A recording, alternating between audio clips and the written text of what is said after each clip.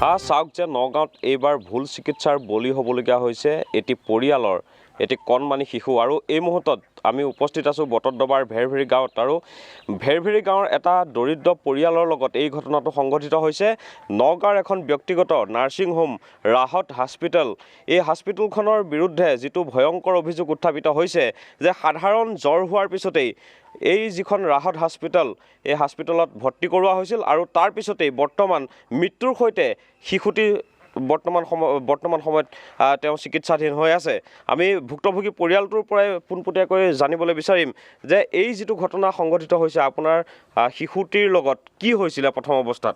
প্ৰথম অৱস্থাত 15/4/2025 তাৰিখে অকণমান জ্বৰ আছিলে। জ্বৰ হোৱাৰ কাৰণে আপোনাৰ আমি ৰাহত হস্পিটেললৈ যাওঁ। তাত গৈ দেখাওঁ যদিও তেখেতে কয় যে OPD দেখাবৰ কাৰণে নুৰ ইয়াছিন ছাৰ বাচ্চাৰ ডাক্তৰ হয়। তেনেহ'লে আমি তাত মানে নাম লগাৰ পিছত ছাৰ 3টা বজাত আহে। 3টা বজাত অহাৰ পিছত আমি মানে 5 নম্বৰ চিৰিয়েলত পঢ়োঁ। পঢ়াৰ পিছত ছাৰক দেখুৱাওঁ। ছাৰে ক'লে যে তোমালোকৰ বাচ্চাৰ মানে কোনো চিৰিয়াছ কণ্ডিশ্যন নাই বা বেলেগ কোনো একো অসুবিধা নাই, তেনেহ'লে এইটো এডমিশ্যন দিব পাৰা, নিদিলেও একো নাই, এইটো মানে তেনেকুৱা কোনো হেৰি নাই, অকণমান জ্বৰ হৈছে যে ভাল হৈ যাব। তেনেহ'লে ছাৰক কৈছে ছাৰ যদি এডমিশ্যন দিব লাগে তেনেহ'লে আপুনি এদিনৰ কাৰণে ৰাখি দিয়ক, আমাৰ মানে ভাল হৈ একেবাৰে গুচি যাম। যদি বাচ্চাটো ঘৰত গ'লে যদি কিবা অসুবিধা হয়, কয় নাই একো নহয় তোমালোকে যাব পাৰা। পিছে আমি কৈছোঁ ছাৰ আপোনালোকে যদি মানে পাৰে তেনেহ'লে এডমিশ্যন দি দিয়ক, তেনেহ'লে আমি এদিন থাকি আমি বাচ্চাটোক ভাল কৰি পিছত লৈ যাওঁ। ঠিক আছে তোমালোকে ৰাখা।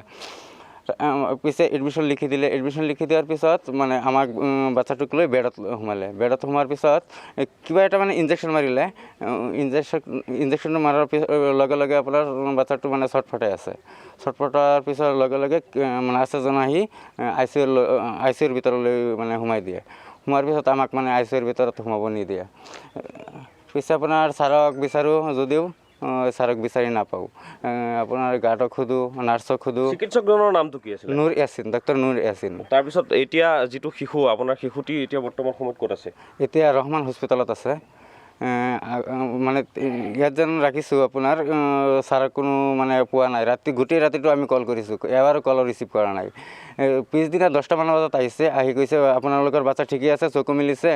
যেন ছাৰ এতিয়া যদি চকু মিলিছে, আমিতো এনেকুৱা অনা নাই, বাচ্চাটো অকণমান জ্বৰ হৈছিলে, খোজকাঢ়ি আহিছে, আপুনি নিজে ওজনটো জুখিছে কিমান কেজি এপ্লিকেশ্যনত লিখা আছে 13 কেজিমান আছিলে। তেনেহ'লে এতিয়া কণ্ডিশ্যনটো এনেকুৱা কেনেকৈ হ'ল? ছাৰে ক'লে এইটো আমি ক'ব নোৱাৰোঁ, ইনজেকশ্যন মাৰিছোঁ ভাল হ'বৰ কাৰণে। এতিয়া শিশুটি ক'ত চিকিৎসাধীন হৈ আছে? এতিয়া ৰহমান হস্পিটেলত আছে, গুৱাহাটী ৰহমান। এতিয়া মৃত্যুৰ মুখলৈ যুঁজি আছে। এতিয়ালৈকে আপোনাৰ মোৰ 9.5 লাখ টকা গ'ল চিকিৎসাৰ বাবদ, প্ৰাইভেটত কৰাই আছোঁ। ইমান দিন প্ৰতীক্ষাত আছিলোঁ, প্ৰতীক্ষাৰ পৰা আমাক ৰেফাৰ কৰি দিয়ে ৰহমান হস্পিটেলত। এতিয়া তাতে আছে। চিকিৎসকে কি কয়? গুৱাহাটীৰ চিকিৎসক মানে ছাৰে কৈছে, ডক্টৰ প্ৰতীক্ষাৰ ছাৰে কৈছে যেন এইটো আপোনাৰ অভাৰড'জ হোৱাৰ কাৰণে আপোনাৰ ব্ৰেইনটোত ব্লাড জমা হৈ গ'ল, কিবা ইনফেকশ্যন হৈ গ'ল বুলি কৈছে। এইটো ৰিকভাৰী হ'লে বহুত টাইম লাগিব, আৰু হয় নে নহয় এইটো তেখেতে মানে আমাৰ ক্লিয়াৰলি নকয়। আপোনালোকে নগাঁৱৰ ৰাহাত হস্পিটেলত যে দেখুৱাইছিলে, যিজন চিকিৎসকক দেখুৱাইছিলে, চিকিৎসকজনৰ নামটো কি? ডক্টৰ নুৰ ইয়াছিন। নুৰ ইয়াছিন শিশু বিশেষজ্ঞ নে তেওঁ কি? এইটো আমাৰ সন্দেহ হয়, এইটো MBBS MD হয় নেকি নে আপোনাৰ মানে সেইটো আমি নাজানো। মোৰ সন্দেহ হয় এইটো ডাক্তৰ মানে শিশুৰ বিভাগৰ হয় নে নহয়। আমি এটা কথা উল্লেখ কৰিব বিচাৰিছোঁ যে নগাঁৱত, বিশেষকৈ নগাঁও জিলাত কাঠফুলাৰ দৰে একাংশ ব্যক্তিগত খণ্ডৰ যি চিকিৎসালয় হস্পিটেল গঢ়ি উঠিছে, এই যিসমূহ হস্পিটেলত চিকিৎসা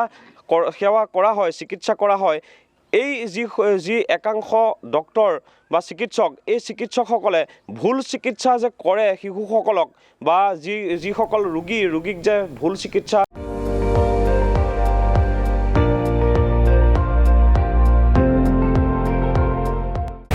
আপুনি চাই আছে ND24, সৰ্বশ্ৰেষ্ঠ নহয় সৰ্বোত্তমৰ দৌৰ।